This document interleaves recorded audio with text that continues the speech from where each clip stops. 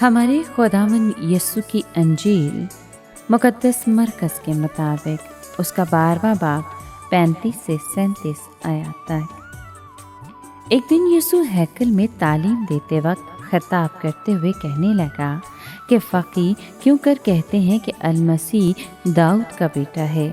दाऊद ने खुद ही रूहुल कुद्दुस से कहा है कि खुदावंद ने मेरे खुदावंद से कहा कि मेरे दाएं बैठ जब तक कि मैं तेरे दुश्मनों को तेरे पाँव की चौकी ना कर दूँ। दाऊद तो खुद उसे खुदावंद कहता है, फिर वो उसका बेटा क्यों कर है और बड़ा हजूम खुशी से उसकी सुनता था।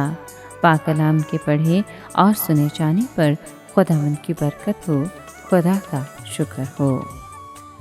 अजीज़ दोस्तों, फ़क़ी हमेशा से यही तालीम देते आए थे कि मसीह मौत सुलभी लिहाज से दाऊद की नस्ल से होगा। अगरचे ये हकीकत है मगर पूरी हकीकत नहीं। चनाचे जितने लोग खुदावंद यीशु के पास हैकल के सहन में जमा थे, उसने उनके सामने एक मुश्किल पेश की कि ज़बूर 110 में दाऊद आने वाले मसीह मौत का जिक्र करते हुए उसे मेरे खुदावंद कहता है। ये कैसे मुमकिन है? मसीह मौत बैक वक्त दाऊद का बेटा और दाऊद का खुदावंद कैसे हो सकता है? हमारे लिए तो जवाब साफ और वाज़ेह है। मसीह मौत बशर और खुदा दोनों है। इब्ने दाऊद होने के लिहाज से वो बशर है और उसका खुदावंद होने के लिहाज से वो खुदा है। आम लोग खुशी से उसकी सुनते थे।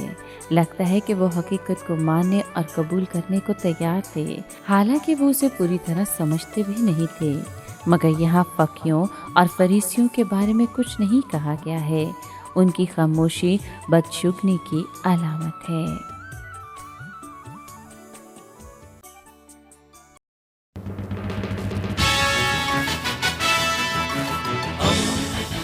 दोस्ती का पैगंबर रेडियो वेरितास एशिया।